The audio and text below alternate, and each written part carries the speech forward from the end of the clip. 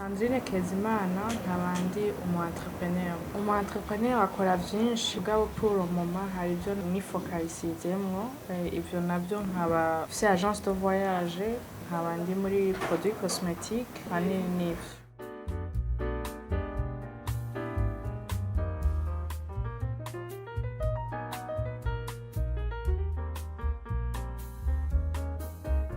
Sandy product turafise amavuta naturel, donc akaba kuri marque yacu yitwa Sandy product. Ayo n'amavuta ari mu giti ca beurre de qualité. Mu giti ca qualité tukaba dukuramo ama beurre, harimo ama oil, urumva amavuta yo mu mutwe, mugabo vyose biva muri ico giti citwa qualité. Amavuta yanje ama beurre nkoresha cankwe ama oil dukoresha n'amavuta ari naturel afasha ku mubiri, akagira umubiri mwiza, akongera agafasha abantu baba bafise amaherehere. Umuntu afise amahere hari impamvu aba afise amahere, hariho igituma peut-être ama hormone yiwe, peut-être amavuta yisize atajanye n'umubiri wiwe, cankwe ko yisize amavuta arimo ibintu vy'amahydroquinone. Amavuta yanje ni naturel, nta na kimwe acanzemwo, rero hariho abafasha cane kuri iyo mibiri isanzwe yariterwa amahere, nuko yisize amavuta atariyo, yisize amavuta arimwo ibindi bintu bicanze.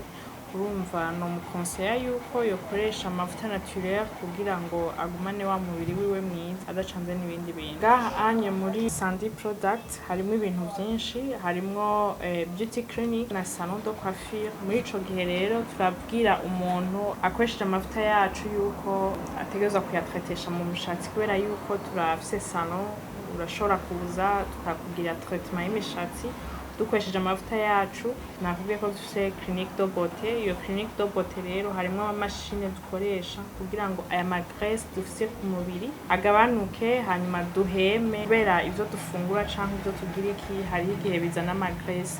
Rero muri ico gihe turafise mashine dushoboza gukuramwo aya magraisse dukoresheje n'umubiri wacu, tukaca dukoresha nayo ma huile tuba dufise kugira ngo ugire umubiri mwiza. Burya n'umubiri nawe urakeneye kugaburirwa. Iyo ukeneye kugaburirwa vuga yuko dukoresha aya mavuta nyene a partir y'umubiri wawe, kubera hariho umuntu aba afise umubiri gumye, hariho umuntu aba afise umubiri uriko amahere, hariho umuntu aba afise umubiri woroshe cane. Urumva hariho ama huile dufise ava muri ivyo biti ajanye n'umubiri wawe. Ni ukuvuga nimba tugomba tukugira iyo soin de visage, turibaza par rapport y'umubiri wawe.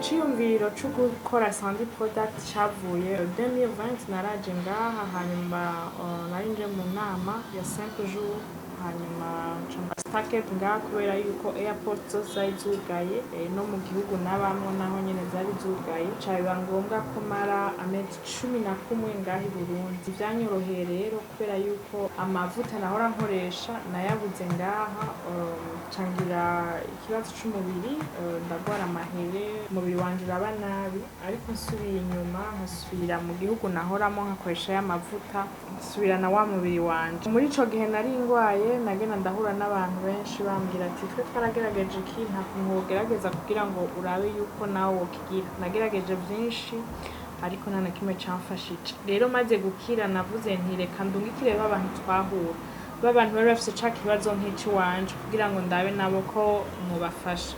Ndabarungikiye, naronse resultat positif, camvuga nti ahubwo ndakwiye gufasha bene wacu nabo baba bikeneye.